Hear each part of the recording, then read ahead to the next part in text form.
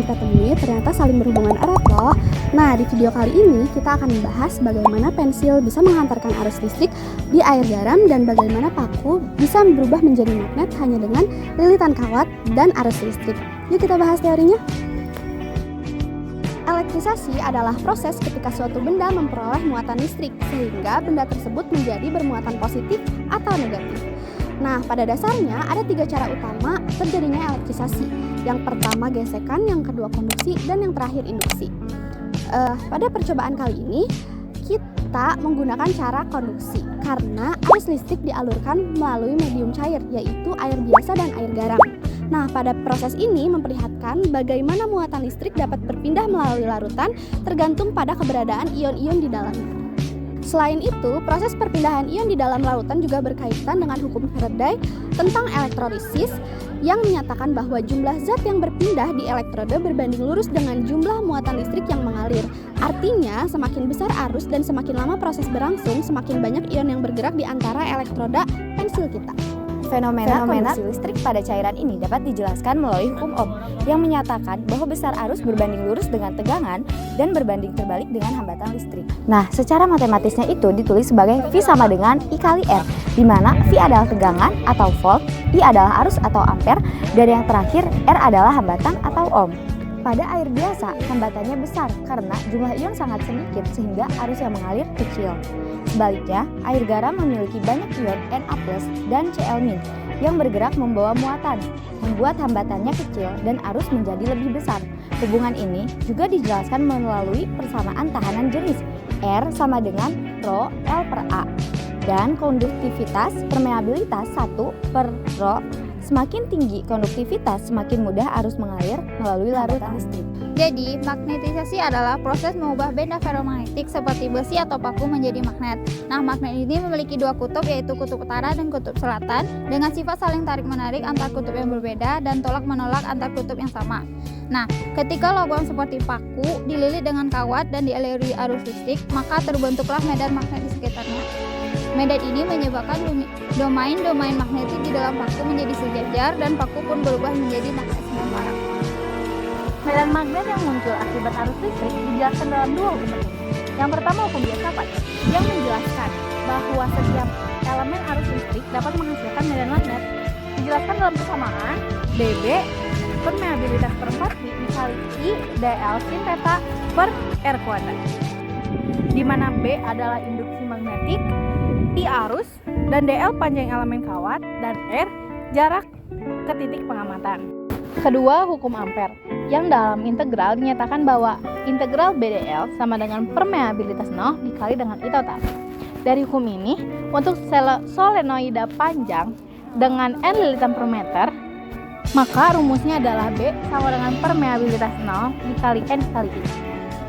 Artinya, semakin banyak lilitan dan semakin kuat arus, maka semakin kuat pula medan magnet yang dihasilkan. Hubungan medan magnet dan induksi magnetik. Medan magnet dapat juga dinyatakan dalam bentuk intensitas medan magnet dan induksi magnetik. Hubungannya dapat dinyatakan dalam persamaan induksi magnetik sama dengan permeabilitas pendulum dikalikan dengan intensitas medan magnet.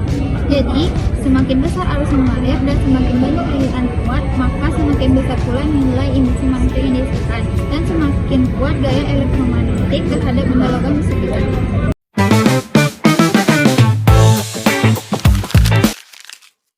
Oke guys, jadi di sini kita bakal menguji teori dari elektrisasi menggunakan konduksi medan. Di sini ada air biasa dan di sini ada air garam. Dua-duanya bakal kita sambungin ke elektroda menggunakan batang pensil. Nah, yang selanjutnya kita akan menyambungkan elektroda 1 ke prob positif. Nah, elektroda yang kedua ke prob negatif. Nah, setelah itu pastikan juga kalau misalnya kabelnya itu udah tersambung. Karena kalau misalnya koneksinya longgar, arusnya itu gak bakalan jalan. Jangan lupa juga atur di power supply-nya sebesar 5 volt. Nah, selanjutnya kita akan melihat bagaimana reaksi kedua elektroda ini jika dicelupkan ke dalam air biasa. Nah, dapat dilihat pada air biasa, elektroda tidak menghasilkan reaksi apa-apa. Yang selanjutnya, kita akan mencoba melihat bagaimana reaksi jika kedua elektroda ini dicelupkan ke dalam air larutan garam. Sebelum itu, kita lap dulu pakai tisu.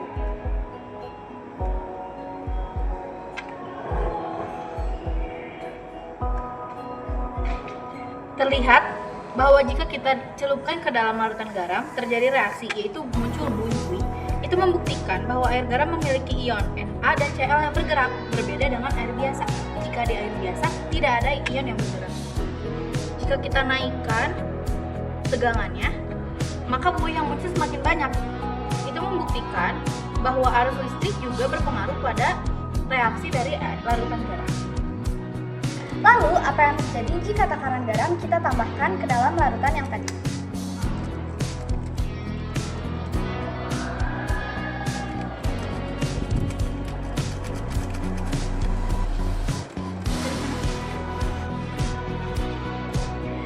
Setelah takaran garam kita tambahkan, terlihat bahwa reaksi buih itu semakin banyak. Hal itu dikarenakan karena ion yang terdapat dalam larutan garam ini bertambah. Semakin banyak ion yang bergerak, maka reaksinya pun semakin banyak.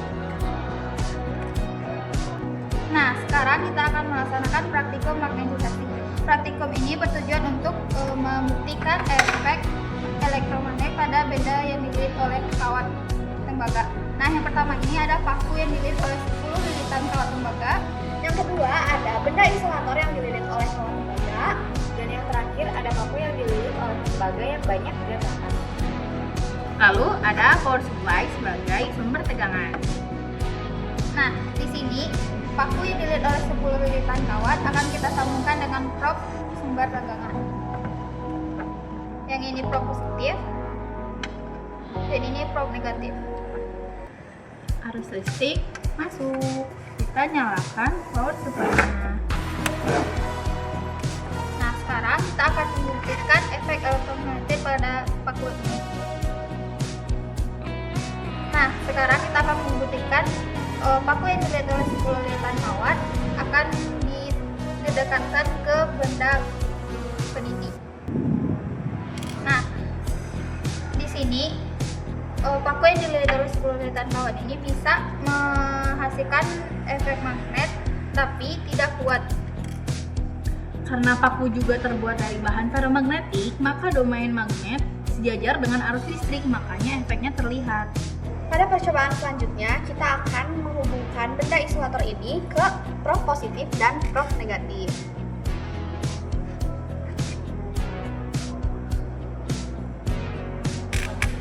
Dapat kita lihat bahwa tidak ada reaksi apapun karena benda yang digunakan merupakan benda isolator. Nah, sekarang kita coba percobaan yang terakhir. Caranya masih sama kayak tadi, kita hubungkan dulu kabel probe positif dan negatifnya. Lalu kita lihat apakah ada reaksi atau tidak. Dan ternyata terdapat reaksi, yaitu benda yang saya pegang ini menjadi magnet sementara. Dan benda tersebut merupakan konduktor. Dari hasil percobaan dapat disimpulkan bahwa banyak lilitan dan rapat lilitan dapat mempengaruhi kuat medan magnet yang dihasilkan. Dengan lilitan yang banyak dan rapat, maka kuat medan magnet yang dihasilkan semakin besar. Oleh karena itu, dia dapat mengangkat jarum dengan sempurna. Nah, betul banget. Ini bukti nyata bahwa listrik dan magnet memiliki hubungan erat, yaitu dua fenomena yang memiliki satu kesatuan, yaitu elektromagnetisme.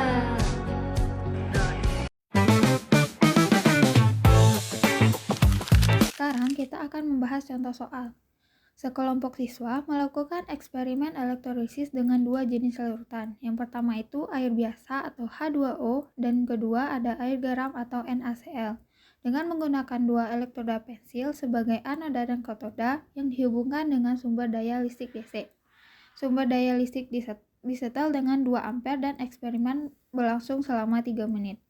Nah, diketahui bahwa konstanta Faraday adalah 96.500 coulomb per mol dan volume molar gas pada kondisi ST adalah 22,4 liter per mol. Di sini ditanyakan yang pertama itu, hitung volume gas H2 dan O2 yang dihasilkan pada air biasa. Yang kedua, hitung volume gas H2 dan O2 yang dihasilkan pada air garam. Yang ketiga, membandingkan hasil dari keduanya. Nah, kita akan menjawab soal tersebut. Yang diketahui itu ada arus listriknya 2 ampere, waktunya 3 menit atau 180 detik, konstanta Faraday-nya ada 96.500 coulomb per mol, dan volume molar STP-nya 22,4 liter per mol. Yang pertama kita akan mencari muatan listrik. Muatan listrik itu rumusnya arus listrik dikali dengan waktu. Jadi 2 dikali 190 sama dengan 360 coulomb. Nah, kita akan mencari pada air biasa. Konduktivitas pada air biasa itu sangat rendah, akibatnya elektrolisis tidak aktif, dan gas H2-nya sama dengan 0 dan gas O2-nya sama dengan 0. Pada air garam atau NaCl, yang pertama itu kita akan mencari dari katodanya. Gasnya itu hidrogen, elektronnya 2. Rumusnya itu untuk mol H2 yaitu muatan listrik per 2 dikali konstanta Faraday. 360 dibagi 193.000. Hasilnya 0,00187 mol. Dan untuk mol O2-nya sama dengan 0. Yang kedua itu ada anoda. Anoda itu gasnya oksigen dan elektron 4. Rumusnya itu untuk mol O2 sama dengan muatan listrik dibagi 4 dikali konstanta Faraday. Jadi 360 dibagi 386.000. Hasilnya 0,00093 mol, dan untuk mol H2-nya sama dengan 0. Untuk volume gas, yang pertama itu akan mencari volume H2 yang sama dengan 0,00187 dikali dengan 22,4. Hasilnya 0,042 liter. Yang kedua, volume O2 sama dengan 0,0003 dikali 22,4. Volume O2-nya sama dengan 0,21 liter. Nah, dari contoh soal tersebut dapat kita simpulkan air biasa tidak menghasilkan gas karena konduktivitas listriknya sangat rendah. Sebaliknya, air garam dapat mengalami proses elektrolisis sehingga menghasilkan gas hidrogen di katoda dan gas oksigen di anoda. Volume gas hidrogen yang terbentuk lebih besar dibanding gas oksigen, dan hasil ini sesuai dengan hukum Faraday. Nah, dari percobaan ini kita tahu bahwa muatan dapat berpindah melalui konduksi dan arus listrik dapat menciptakan medan. Dan ternyata dari dua percobaan sederhana tadi bisa dijelaskan konsep besar elektromagnetisasi yang menjadi dasar dari seluruh teknologi modern. Mulai dari kipas angin, speaker, sampai motor listrik, semuanya bekerja berdasarkan prinsip yang barusan kita coba. Jadi jangan anggap listrik dan magnet adalah dua hal yang terpisah, tetapi mereka satu kesatuan. Nah, sekian pemaparan materi elektrisasi dan magnetisasi dari kelompok kami. Wassalamualaikum warahmatullahi wabarakatuh.